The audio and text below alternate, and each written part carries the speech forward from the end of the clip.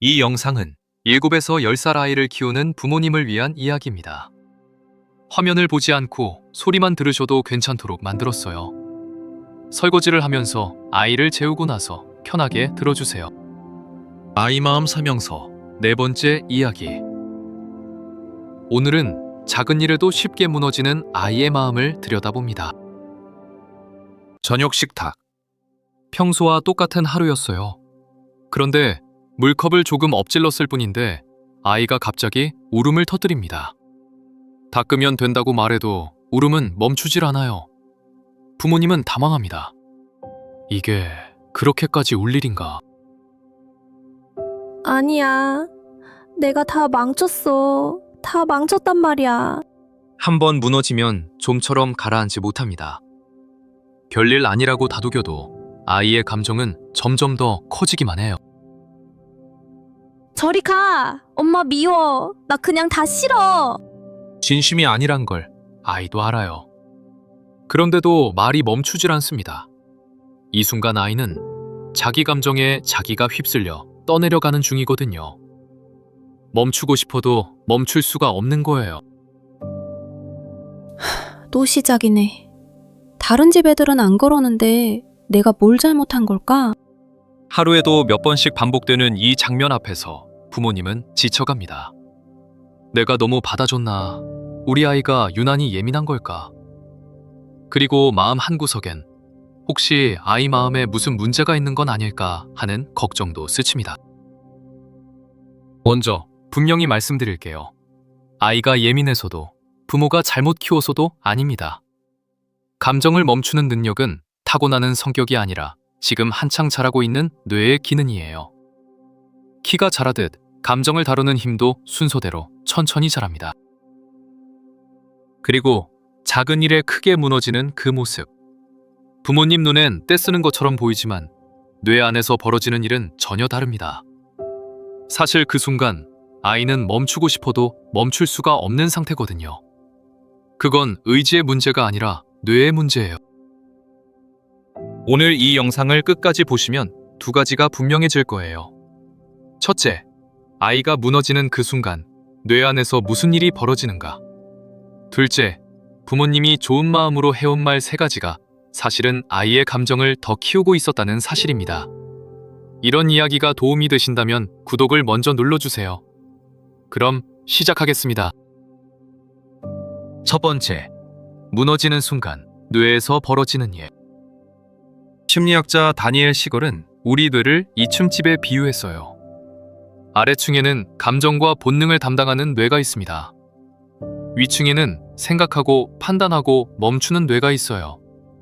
그런데 이 위층 뇌는 가장 늦게까지 자라는 부분이에요. 어른도 20살이 훌쩍 넘어서야 완성됩니다. 아이가 강한 감정에 휩싸이면 아래층 감정뇌에 불이 확 켜짐입니다. 그러면 위층으로 올라가는 계단이 잠시 끊겨버려요. 진정해, 생각 좀 해봐 라고 말해도 들리지 않는 건 그 순간 위층 뇌가 닫혀있기 때문입니다. 아이는 말을 안 듣는 게 아니라 못 듣는 거예요. 그러니 무너진 아이에게 가장 먼저 필요한 건 옳은 말이 아닙니다. 아래층 감정들을 먼저 가라앉혀주는 것, 그게 먼저예요. 계단이 다시 이어진 다음에야 비로소 대화가 시작됩니다. 두 번째, 감정은 누르면 커지고 이름을 붙이면 가라앉습니다. 우리는 보통 우는 아이에게 이렇게 말합니다. 그만 울어, 울 일 아니야. 뚝. 감정을 빨리 멈추게 하려는 거죠. 그런데 최근 뇌과학은 정반대를 말합니다. 감정은 누르려고 할수록 더 커진다고요. 미국의 심리학자 매슈 리버먼 교수가 사람들의 뇌를 촬영하며 실험을 했어요. 화가 나거나 무서운 표정의 사진을 보여주자 뇌의 경보장치인 편도체가 활활 타올랐습니다. 그런데 그 감정에 이름을 붙이게 했더니 놀라운 일이 벌어졌어요. 지금 느끼는 게 두려움이구나, 화가 났구나 하고 감정에 이름을 붙이는 순간 활활 타오르던 편도체의 활동이 눈에 띄게 줄어들었습니다. 동시에 생각하는 뇌인 전두엽이 깨어났어요. 말로 이름을 붙이는 것만으로 뇌의 불길이 잦아든 겁니다.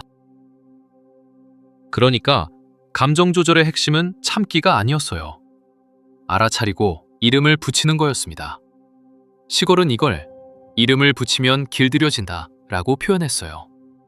그만 울어가 아니라 속상했구나 이 한마디가 실제로 아이의 뇌를 가라앉힙니다. 우리가 키워줄 건 꾹 참는 힘이 아니라 자기 감정을 알아차리는 힘이에요. 세 번째, 우리 아이는 지금 어디쯤 와 있을까요? 심리학자 리사 펠드먼 베럿은 흥미로운 사실을 발견했어요.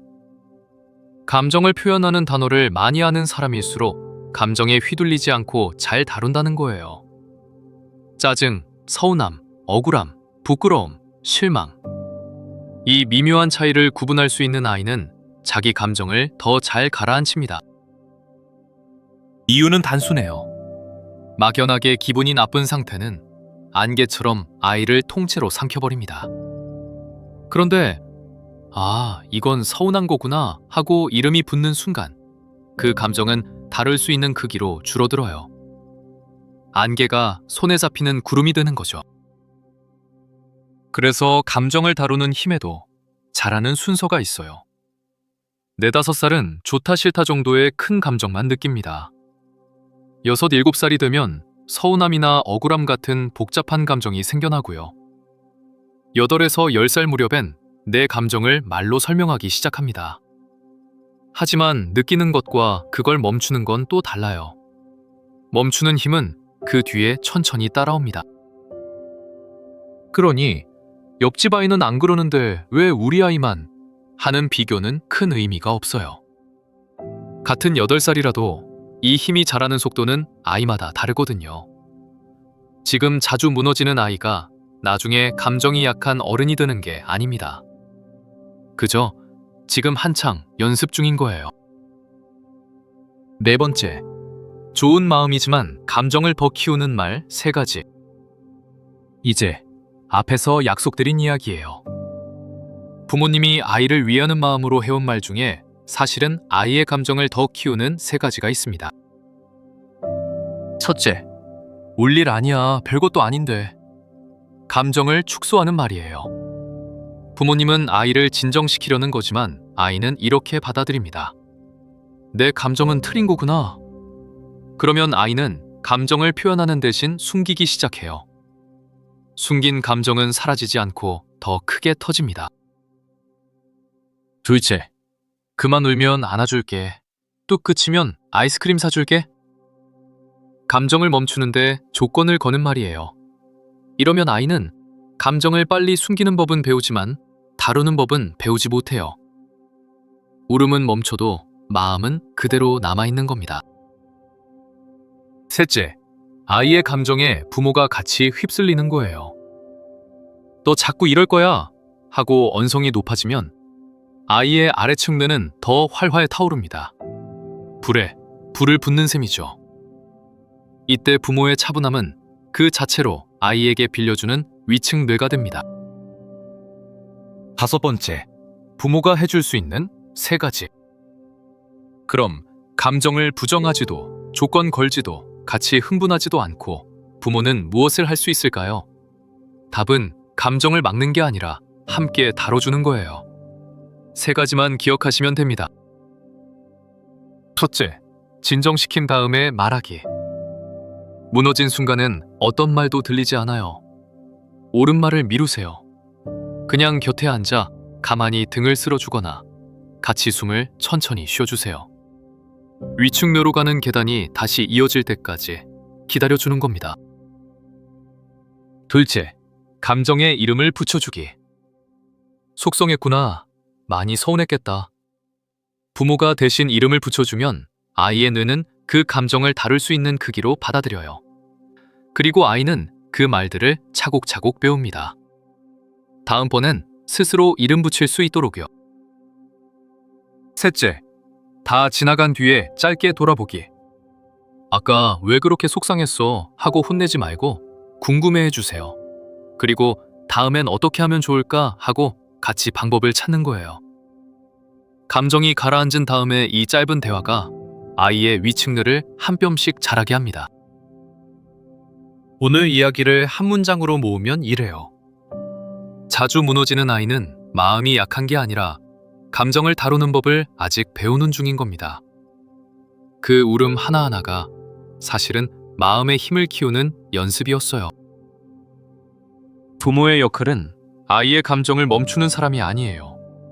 아이가 자기 감정에 이름을 붙이도록 곁에서 도와주는 사람입니다. 막아주는 대신 함께 이름 불러주는 것, 그거면 충분해요. 오늘 딱 한 가지만 해보세요. 아이가 다음에 무너질 때 그만 울어. 대신 이렇게 말해보는 거예요.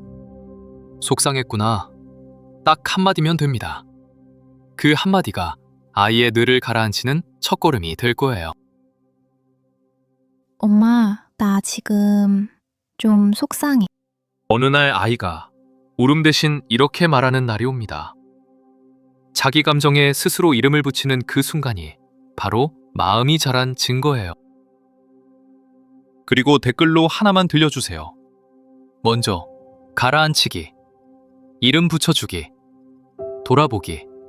이 셋 중에서 오늘 우리 아이에게 가장 먼저 해주고 싶은 건 무엇인가요? 도움이 되셨다면 좋아요와 구독도 부탁드려요. 다음 이야기에서는 형제자매끼리 끊임없이 다투는 아이들의 마음을 들여다볼게요. 다음 주에 만나요.